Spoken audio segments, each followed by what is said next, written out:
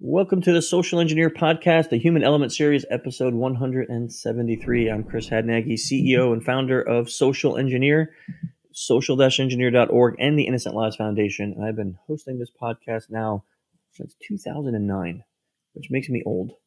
So that's really a long time. I can't believe we had this podcast for that long. But I'm really excited about this episode. It's sponsored by social-engineer.com. You can check us out there. Brand new website. We just launched it. So hopefully you can give me some feedback on what you think. We rewrote everything, rebranded everything, rebuilt everything, but still doing the same exact thing we've always been doing, which is focusing on the human element of security, helping companies learn how they can defend themselves against the malicious hackers out there that are using phishing, vishing, smishing, and all the other ishings to get your company and your people to do things they shouldn't do. So check us out there and social-engineer.com. Let me know what you think about the new site. If you like the topic of social engineering, check our Slack channel out. We have over 1,100 people now every day in there talking about different vectors they can use if you're a pen tester, or sometimes we have 8 people find jobs now on our job board in there. It's really, really great to hear that. We have students coming in, learning where they can go to learn more about the topics. Just so many different things going on the channel there. You can come on in and check it out. The invite's in the show notes, or you can find it on the Human Hacker Twitter account. It's stuck there up on the top. If you can't find it, just ping me and I'll send it over to you. And if you're interested in training, please head back over to social-engineer.com. Check out our whole training schedule. We heard all of the things that everyone said, and we finally did what you asked, which is put a whole year's worth of training schedule out there. So we have an APSE class coming up August 1 through 4, I think it is, on the website. And we have a practical OSINT class on the website, too. It's a virtual class in September. That's a 2-day class. And there's just a whole bunch of different trainings on there. So you can go and check that out at social-engineer.com. And I just want to say again, we listened to what you said. I knew it's frustrating that they weren't out there, so we fixed that problem. And a huge shout out for Clutch. If you don't know them, then you're living under a rock for your whole life. Go listen to that band, pro-rock.com. They give us the intro music for the podcast here. And of course, as anyone who knows me knows, I'm a massive fan of Clutch. And Neil Fallon is a good friend of mine, and he's on the board of the Innocent Lives Foundation, which leads me to my very last announcement, which is please check out the innocentlivesfoundation.org.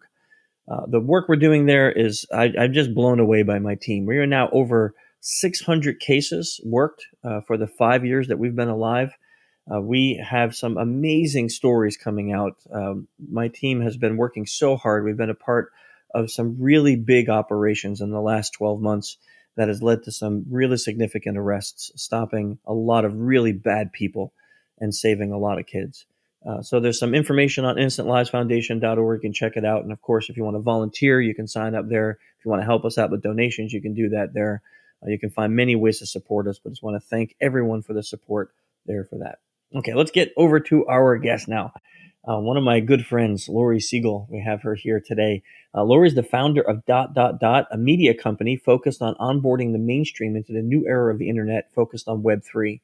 I've known Laurie for a really long time, actually back when she was an award-winning journalist at CNN and with 60 Minutes. But she's been doing this now for quite a while, even though she looks really, really young. But her resume is quite impressive, right? She's interviewed some of the world's most influential tech people. Like she's interviewed Mark Zuckerberg, Tim Cook. You could just see her interviews online and see all the people that she's had a chance to talk to. She was a CNN senior tech correspondent covering technology and culture for over a decade. And before that with 60 Minutes. And of course, now with her own company. And an author, a brand new book called Special Characters, which we are here to talk about today. Laurie, thanks for coming on the show. Thanks for having me. It's so good to be here. It's been a long career you've had, which you outline in the book, which I've known you for a while, but I didn't know your start. I love the opening when you talk about this 4 a.m. walking through East Side there in New York City, right, where a couple cops think that you're drunk walking, yeah, and you end up getting your first day ride with a cop car. Yeah, that's right. The start of your career in the back of a cop car. Yeah, I mean, it kind of computes, right? Like, I feel like I was always like one step away from being in a cop car in some way, right? But yeah, it was. I think it's always easy. I think part of writing the book was like trying to turn the camera around and show like Mm.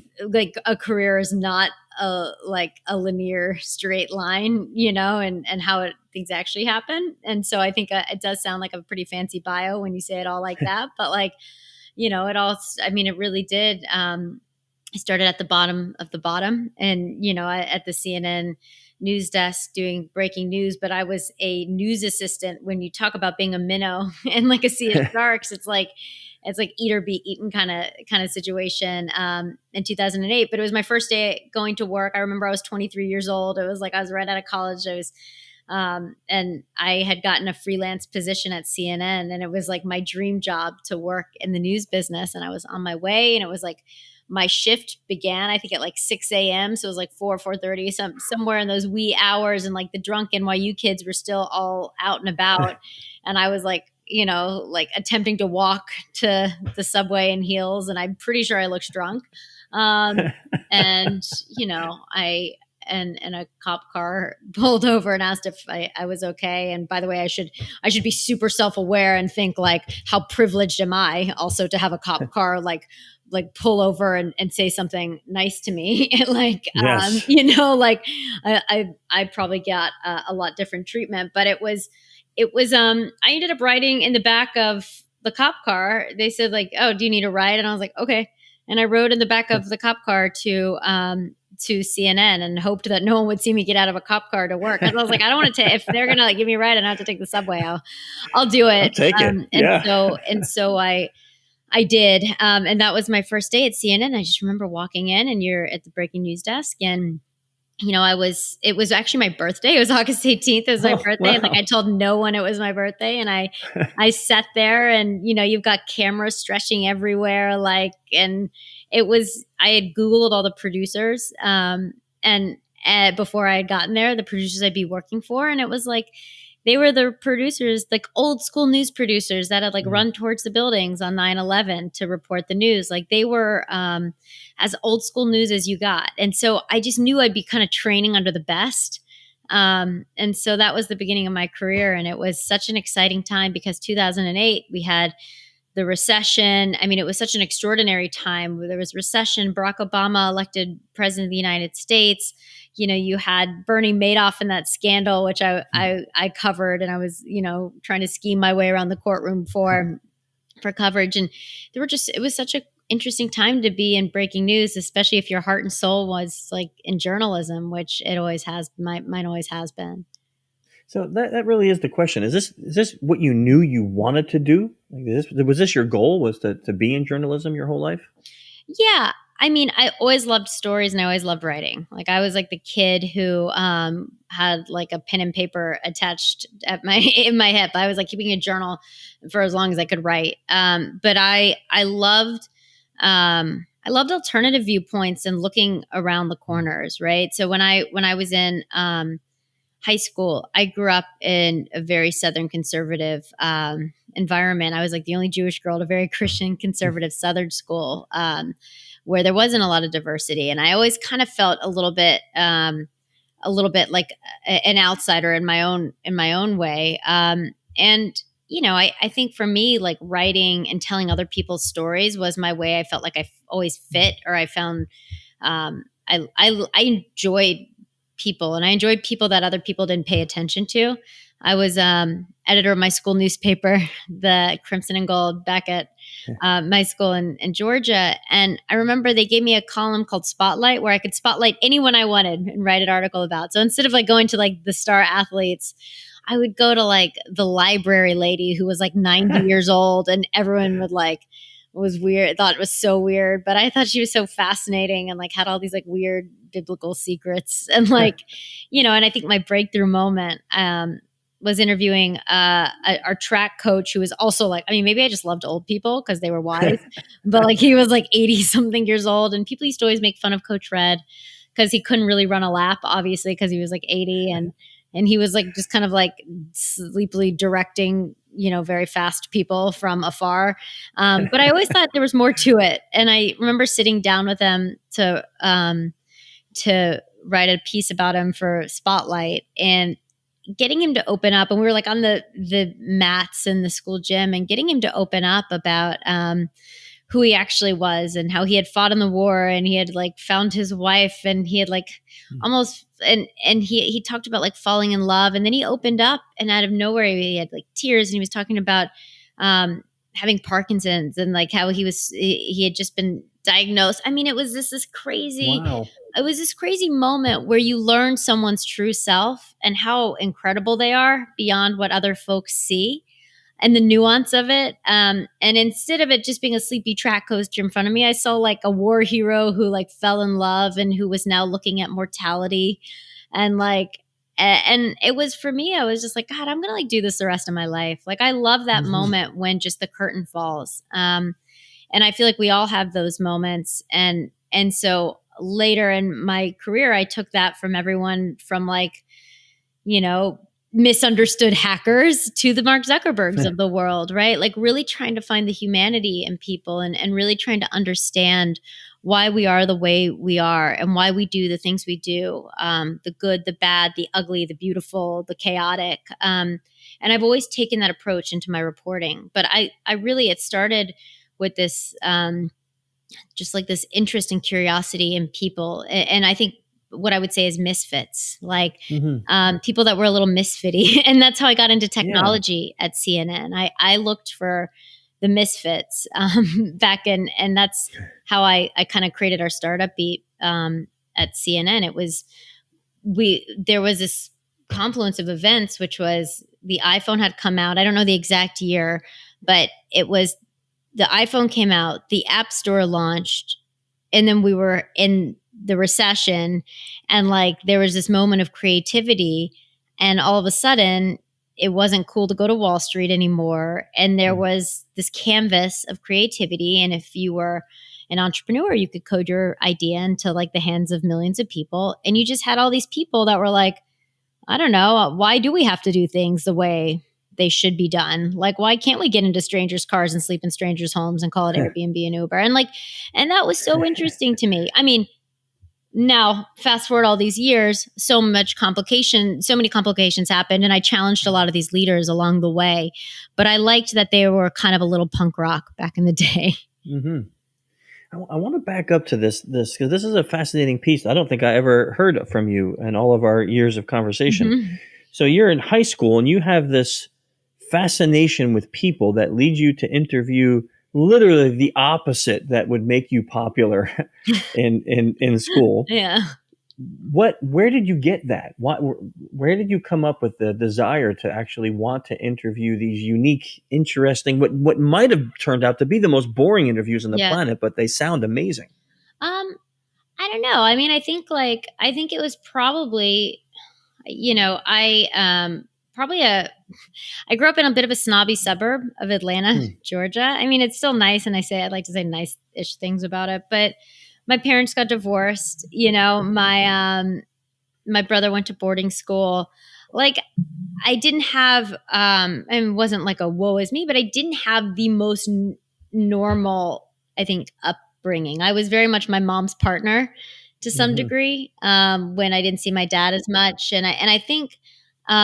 For me, I grew up kind of quickly, and I had a lot of empathy for people who I felt were unseen.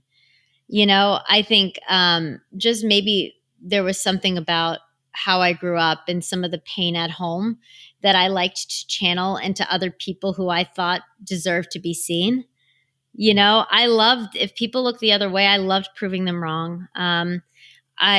I hated the snobbiness of the suburbs, and I didn't like that some of the moms wouldn't talk to my mom after like my parents got divorced. Like, it all seems so small, it all seems so small and lame.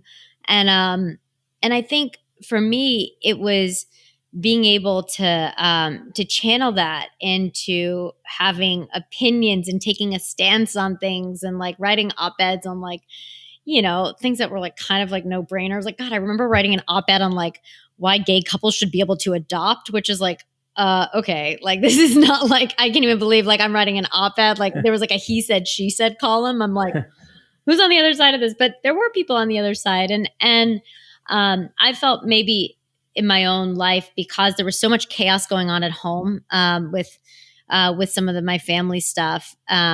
I had this ability to kind of be a chameleon and fit anywhere and navigate chaos very well, which very much benefited me later in my career. Like I've done stories on terrorists and knocked on terrorist doors and like gone in really chaotic situations. And I feel like I'm actually like better in chaos sometimes than like normal situations.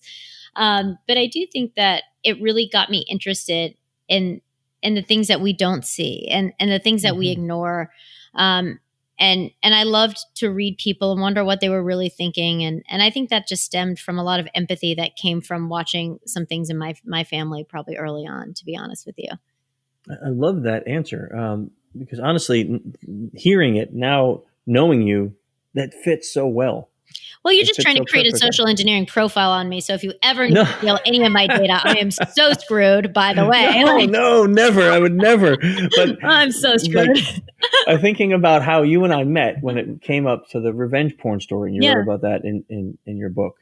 That was a time when people weren't focusing on that. People were almost like, well, it's kind of your fault. You let him take the pictures, like almost blaming the women for letting it happen. Yeah. And you took that to 60 Minutes. You took that right on television. You took that national, worldwide, when it was an unspoken story. Yeah. I mean, it just pissed me off. It's these things. I feel like that's what I mean about being unseen. Like, it didn't seem fair. And anyone who says that journalists don't have a take on things is or any journalists that say they're completely neutral, I think is kind of, I'm sorry. I had a take, and my take was that it's not okay that there's this emerging type of cyber harassment happening, and that the laws haven't caught up, and that it's happening and it's going viral, and no one's there to help. And it was largely happening to women, and no one's there to help these women. And not only is no one there to help them, but they're being told by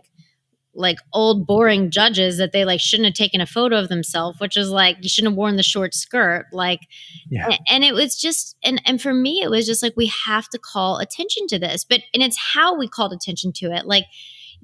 I think, at the time I remember we had interviewed a woman named Nikki who, and to this day, I think she's probably one of my favorite interviews I've ever done. I just remember going to her home in San Diego, and she's this beautiful woman who she should have been the most, I want to say, you could tell she's so full of energy. She's so full of light. And there was this darkness that hung over her. And you could feel it because it was palpable, because she had this boyfriend that she called sarcastically Mr. Wonderful, who had taped her without her consent.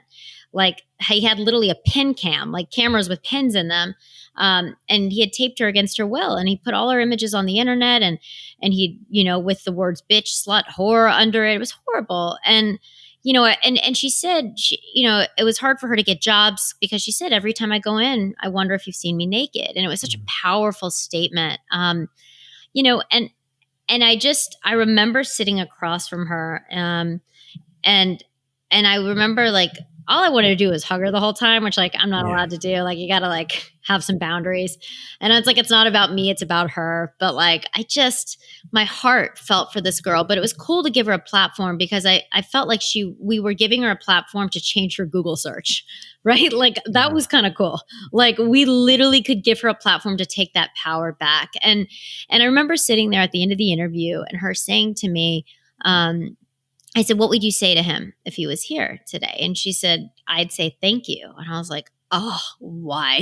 Oof, that actually gives me chills. I know. And she's like, thank you for making me the best version of myself. And you just saw this strength and this badass, incredible human. And I wanted the world to see her like that because it broke my heart. And then there were all these things that just pissed me off. I think maybe I've just been pissed off for a while. It bothered me. One thing and this is how stories always came to me. One thing her lawyer, a woman named Elisa, said was, yeah, and it's so crazy. In order to get photos down, you have to copyright. You have to own the copyright. So in some of these cases, women have to expose themselves further and send naked images. Or that's what they said. She said, you have to own the copyright. So you have to get the copyright from the copyright office. And I was like, wait a second. So does this mean you have to send your naked photos to some like old dudes at a copyright office in DC? Yeah. And she was like, yes, it does. And so we went undercover. Like, remember Erica and I, my producer, we were just like always probably like, we're probably always like a phone call away from the back of the police car. But we decided to test out the theory, and I called up the copyright office, and it was DC, New York, so one party consent, so they didn't have to know we were taping them. So that's an important one, as you probably know better than anyone. Yeah. We did our homework, and I called and I said, if I had a naked photo taken, like I really want to get it taken down. Do I need to send you my naked photos? And she was like, honestly, yeah. And it's horrible. And I'm really sorry. But like, we've had a lot of women call in with this problem. And I wish there was something else. And I'm just like, this is so horrible. Like, none of this That is horrible. It's horrible. And so I was really happy that we put it out there and we did this. And, but I've always just been passionate about those types of stories. And I think it goes back to like Annabelle, the library lady. Like, I mean, guaranteed probably not a victim of revenge porn. It was way before her time.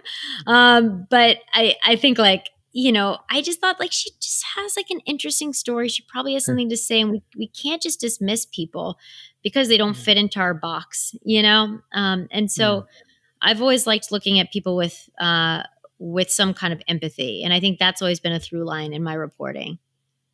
Yeah, it's a fascinating storyline. And it seems like, so you moved through your career, you started your own media company.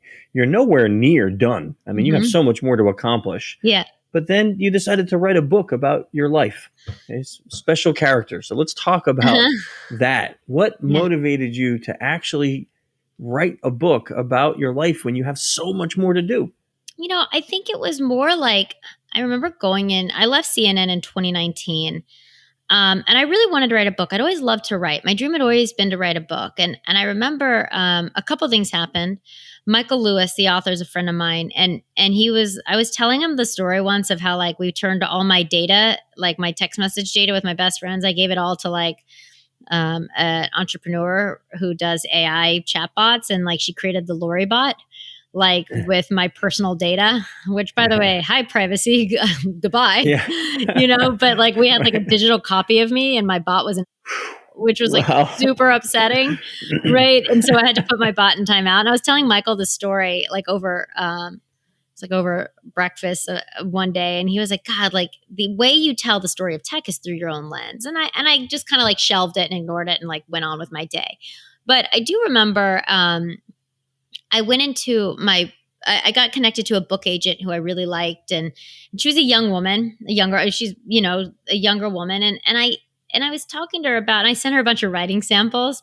And she just said, you've got to do a memoir. Like you've seen so much interesting stuff. Like you were, and I think it almost took someone saying that to me because I did. I mean, I was on the ground floor for history. I mean, it's absurd, I think, to be 36 years old and like writing a memoir. Like, it's like, what do I, but at the same time, I created our startup beat at CNN and had early access to the people and challenged a lot of them and was on that journey. My journey in media was parallel to the journey of many of the entrepreneurs I met.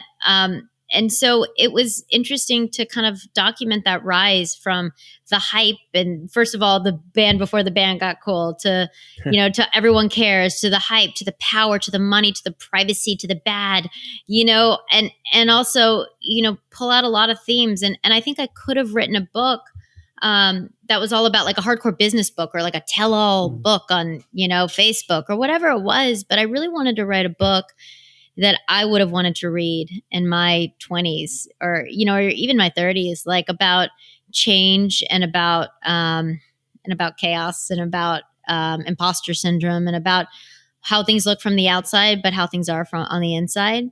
And so that's what Special Characters is. It's a memoir that really looks at the last decade of technology, but through the lens of someone who's growing up in it and who's putting a lot of these founders on for the first time. And we're all growing up together. They were all baby-faced entrepreneurs promising to code a better world when I met them, and so it's a really interesting time and I wanted to honor it. I mean, I have so many notes and there was so much, I did. I felt like nice to kind of put my stake in the ground a bit, you know?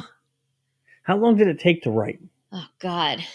You write books. Like anyone who says writing a book is like a fun process, I just don't Oh trust God, at I all. don't know. Like they did Yeah, not write if their they say book it's then. fun, they have a problem. If they say it's fun, then they had a ghostwriter. That is my way of thinking. Yeah. Like, because it's a creative process and it's hard. But it probably took me, I sold the book in 2019, September, October, and then the pandemic came. And I probably full on started April, May, and ended in October, November. I wrote it quickly. Wow. It was Seriously. awful. It was awful. And I was running a company at the time. I'm still running my company. I was doing both. You I had didn't, no life.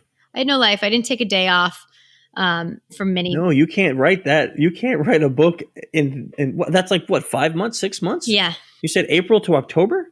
Yeah. And then, but then then I did some rewrites and all that kind of stuff. But that's when I turned to my manuscript. Still, that's like 7 months. It was crazy. It was crazy. I would like sit but it was during the pandemic and I don't like writing alone, like in the isolation of a room. So I would go to this little cafe. It was like a little coffee shop downtown in New York. And like now it's like a full blown, like they've built it out. But like when I went, they just had like a tiny little wooden table outside because like it was total pandemic mode New York and there was nothing. Yeah.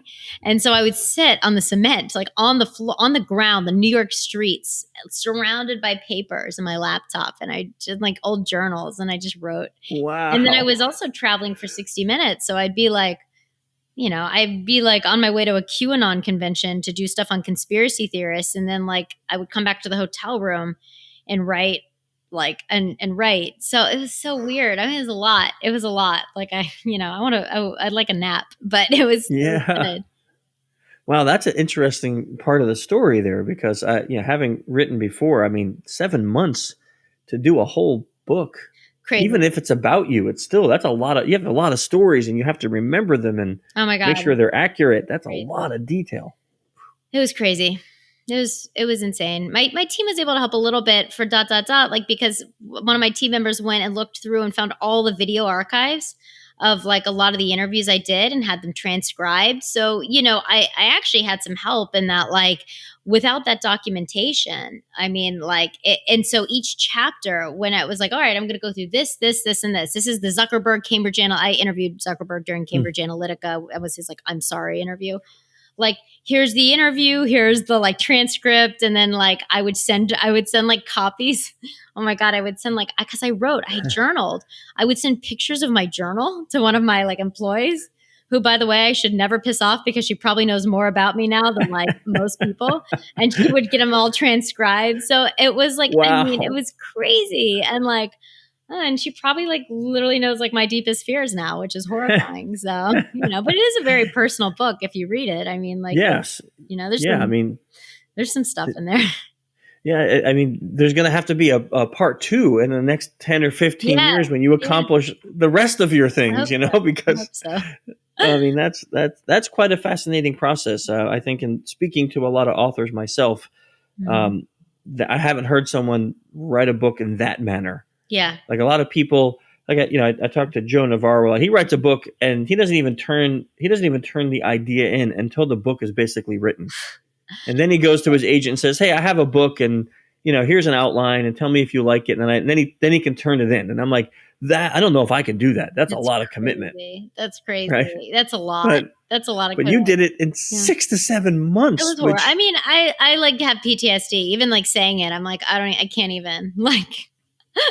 I mean, I'd have to quit my job and everything in my life to do that. It was during the pandemic. I was balancing 60 Minutes, running a company, and I fell in love, and that was like when I found my fiance. So I feel like I'm kind of one of those people. I'll just like get a lot of shit done at once. Like I do a lot of like whatever at once, Yeah, so. Seriously, because I mean, and pandemic, which made everything twice as difficult. Totally, but it was such a weird time. It was a kind of it was a weird time and everything was upside down. Not saying everything's right side up now, but everything was really upside down. So like, I don't know. It was the worst. It was a bad time to feel like I didn't want to write about myself. Like that felt gross to write about myself at a time when like, the world was just like falling apart. But it was like an interesting time to be really introspective. And so I'm glad I was able to do it. I'm going to definitely like not want to ever do that for a while again. Here's the thing though, is I said that after I wrote my first book. I said, okay, that was a great experience. I'm never doing that again. Right.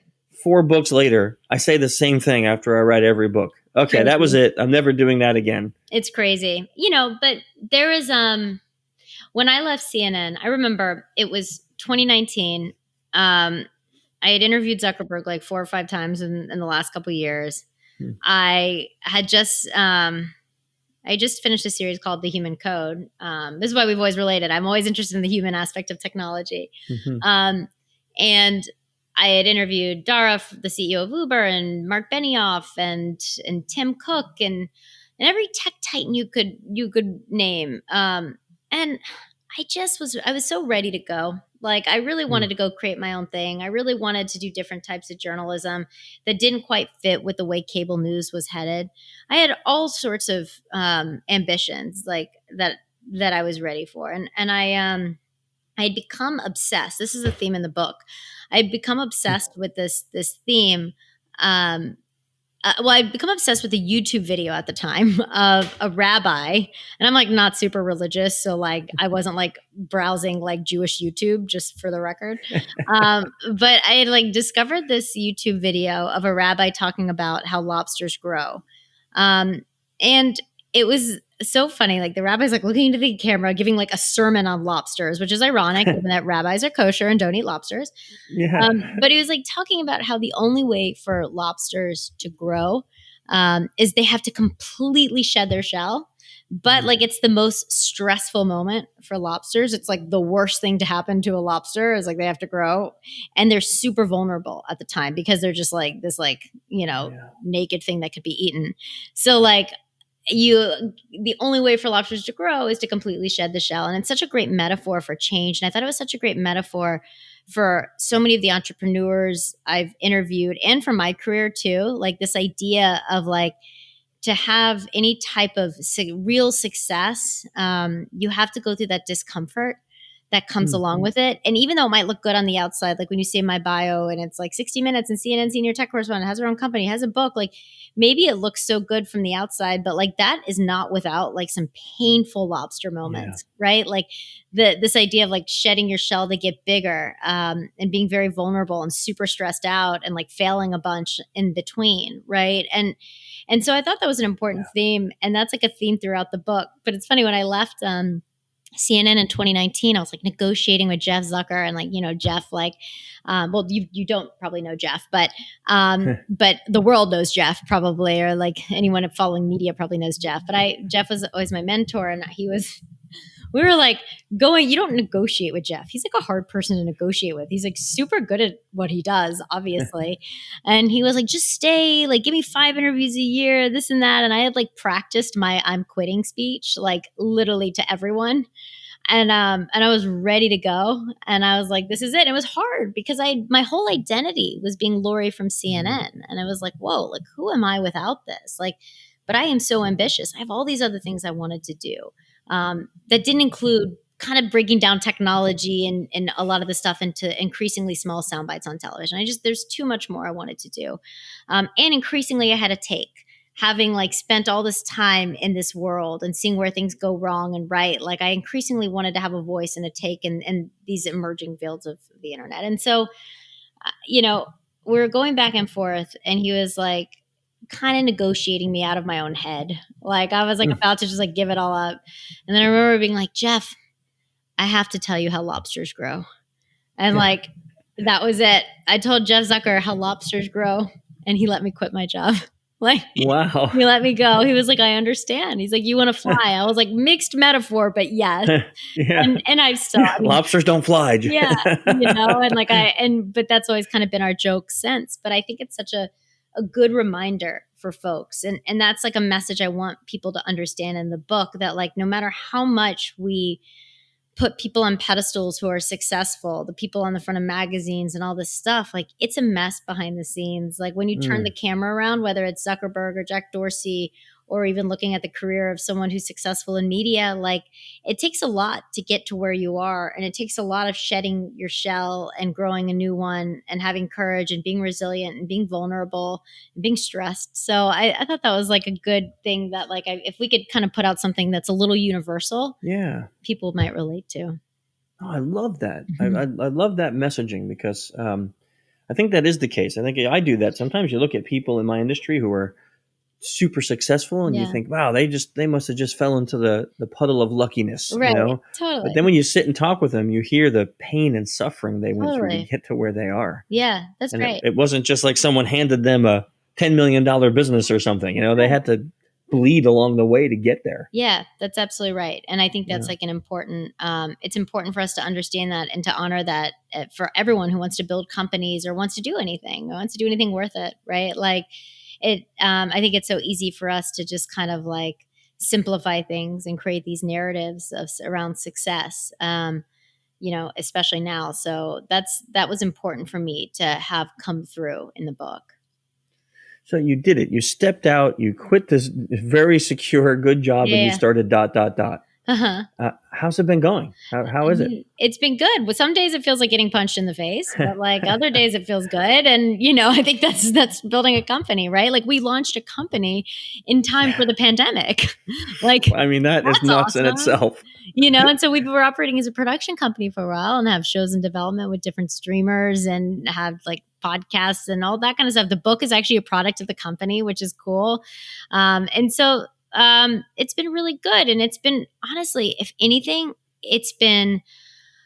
I've learned so much and I've grown so much, and I think I'm a different person, in a good way. And increasingly, I took us on, I would say, kind of I hate to use the word pivot, but I am transforming us a little bit because I want us to be a platform for people to understand the next generation of the internet. Like when my radar went off, and the same way my radar went off in 2009, and I was like, oh, wow, like, startups, like this thing that no one's paying attention to, these people are going to break shit. Like it's going to be really interesting. I feel that again happening with Web3, and I don't think it might just look like what we're talking about with just like oversimplified narratives around crypto, right? Like I actually think with Web3 and this idea that we're all entering a more immersive world where we can have conversations like this with ease in a way that we didn't used to.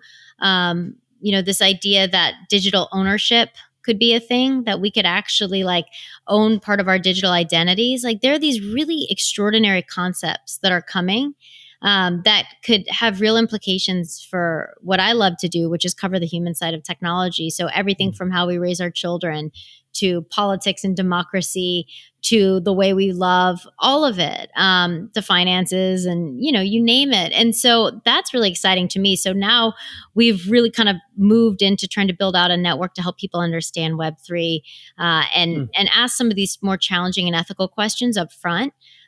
Because we're building out a new internet infrastructure right now. Like we don't Yeah. have to, like, shame on us if we don't take what we learned from the last decade of tech, where you and I both know a lot of shit went wrong. It's super exciting. Like we both love it, right? Like I wouldn't trade it for anything, but a Right. lot of stuff Yeah. went wrong. And so how do we build out, these new this new infrastructure? And I like to take a lot of the access because I know a lot of folks now, having been there from the beginning, and ask these folks those questions and build out a platform to do that and to really help people understand it and get more different types of people building.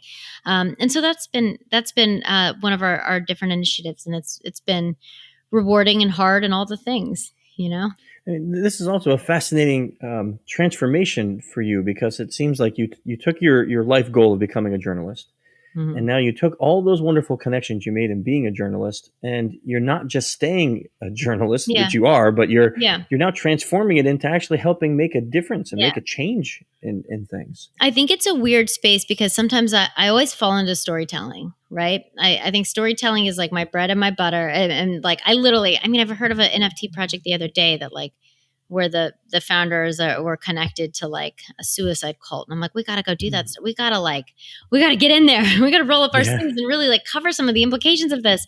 And so I think it's hard because I wear two hats now, right? One is really trying to explain and storytell, and one is really trying to kind of build a business and also, really try to help people kind of understand these and use and utilize some of my context to really try to help to put my money where my mouth is a bit. And so, sometimes they feel like they conflict in some ways transparently. And so, it's been something that I've been navigating, and it's something I'm still truthfully stepping into a little bit. But I did have this realization that I know a lot of people might think it's like fancy to be on television, right? Like, and it is. I can go be on TV, and do shows and do that kind of stuff. But there's a lot more things I want than doing a TV show on this type of stuff. I really want to be able to roll up my sleeves and impact in a different way. And going back to that idea of like, I do have a take.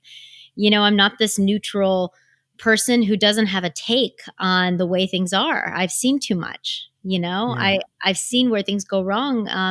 I've sat across from a lot of these entrepreneurs and asked some of these questions. And so I'd like to be able to like try my hand at actually being able to help and build a better world. So, it's certainly interesting, and I'm certainly learning a lot, but I feel like, God, I wouldn't change it for anything, Yeah, I love this story. This is great. Mm-hmm. I'm excited to see what you do next. Yeah. Really. Yeah. Thank you. Laurie, when we have people on and we hear stories like this, which is just amazing, they always have at least one or two or maybe more people who they consider mentors through their life. Who would you consider to be your biggest mentors that helped you get to where you are right now? Well, I feel like I've had a lot of people who kind of stepped into my life and really stepped up for me and kind of gave me the courage to believe in myself. There was a woman, she's in the book. Her name is Susan Grant. She used to head up CNN Digital. And I liked her because she was like the opposite of like a CNN executive. Like, she was just like this like badass woman, had like leather bracelets half the way up her arms. Like, she was so funny, had like a great sense of humor. And I remember I had started covering technology on the side.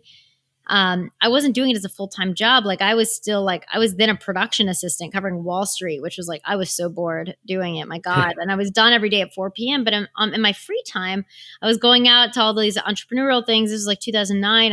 Or 2010. And I was I was filing stories for CNN Money, and I started breaking a bunch of news, but it's not like I had the title for it or the job for it. I was just literally doing it in my free time if they would let me. And I remember cold emailing her to see if she'd meet with me, and she did. And she always gave me great advice. And at one point I said to her, I just think we need this thing, like a digital reporter, which didn't exist at the time, a multimedia reporter. Like, the word digital didn't really exist then. That's how old I am. And she was like, and I was like, this person should be able to produce and shoot or produce and write and be on camera or whatever. Like, we need to like combine these worlds, and it should be for technology. And she said, write up the job position, write it up, and then ask and give it to this guy, Chris Peacock. He ran CNN Money. Ask for what you want. I was like, can I do that? She's like, yes. And she's like, look around. Like, there's so many dudes here. Like, look around, like, you're already doing it. And so she really gave me the courage to like be myself to some degree and ask for what I wanted and also what I deserved. And so I wrote up the job position, and that's how I really actually physically created the startup beat at CNN. I wrote it up and I handed it to an executive in a corner office who took a chance on me. But if it weren't for Susan, I wouldn't have, I think, had the whatever to go do that. So I've had people like that in my life who I think really, were mentors to me and really helped me along the way. That's great. I love stories like that. Yeah. Our listeners love to read books. So, of course, your book, Special Characters, will be in the list. Yes, please. But are there any books that you can think of that you read that you're just like, I don't even care if it's about the topics we talked about today. You can just be like, people need to know about this book. Yeah. This is life-changing. I mean, the book that changed my life, honestly, and this is so cliche, is like, I feel like a female who loves writing, who's in literature and journalism, like, was Joan Didion, like Slouching Towards Bethlehem. It's like a collection of essays from Joan Didion, who was just like my hero. I can't believe like she's passed recently. Like, she just was such an incredible writer. and Slouching Towards Bethlehem has these like incredible essays that just like capture people. And I remember when I was in high school, I had this English teacher, and Miss Simpson. Oh my God. And I remember like you had to write these strict 5-paragraph essays. And if they weren't strict 5-paragraph essays and they didn't look and feel a certain way, she just like wouldn't give you a good grade on them. And there was no creativity and there was no voice. And I got to college, and like one of the first books I read that just transformed it all was Slouching Towards Bethlehem. And it was Joan Didion, who was just this incredible writer. And everything about how she wrote was just like rule breaking. She used like her sentences were too long. She used like too many conjunctions. Like she just captured people, and the way she captured like a universal theme with specifically talking about people was so beautiful. I mean, I remember reading like she wrote an essay about a woman who got married in Vegas. Like it's just like, and she was just like just this incredible writer. And so I think her, whenever I'm looking for inspiration, I reread some of her stuff. I just loved her voice, like her, Nora Ephron. Like I just like, those are people that bring me back to life. We've never had that suggestion, so I love it because you said it's cliche, but it's not. We've never had that suggestion on the podcast, so it's a brand new book that will go on the list. I love that. Amazing. If people want to follow you, if they want to know more about what you're doing next, where can they go? What's the best way for them to find out about you? Well, they can definitely follow me on Twitter and Instagram and all the things. It's just Laurie Segall, LaurieSegall.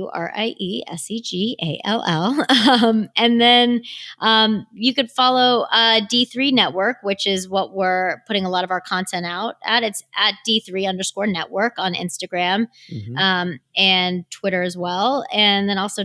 media. We have a lot of stuff out there, a bunch of info on the book. So lots of places to go and look for information on us. And you can buy the book.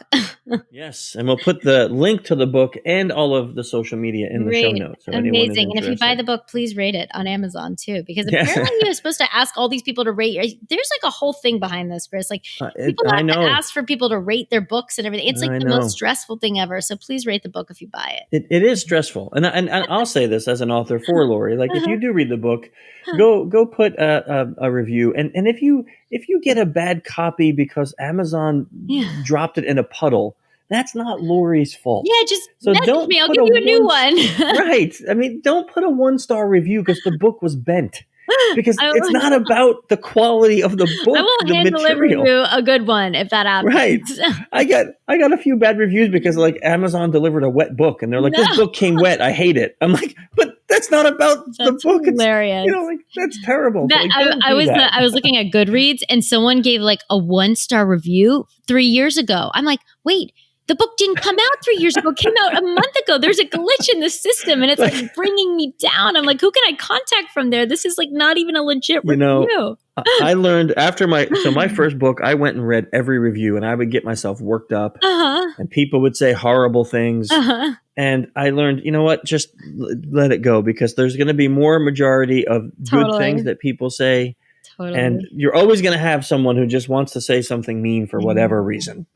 But there's nothing better than like when something you write and something that was hard for you to write, like I feel like relates to somebody, or you get some of these stories and it's really cool. And it makes, writing kind of worth it. So, it was all worth it. Makes being vulnerable, right? You're putting yourself out there and now someone's going to read that and go, I'm empowered. Like, just like what Susan did for you. Yeah. Someone else is going to feel empowered now to take that risk because of what you did. That's right. I hope so. Yeah, I think they will. It was so great chatting with you, Laurie. I appreciate you coming on the show. Of course, anytime. It's so good to be here with you. So everyone, I hope you enjoyed our chat with Laurie, and you can join us next month for another amazing, great interview. Please check out the show notes where you have all the links for Laurie there, and you can follow her. Definitely buy the book. I have my copy on Kindle right here. It's 100% worth reading. It will really encourage you and give you some inspiration. So pop down comments there. Let us know what you think, and I look forward to talking to you all next month. See you.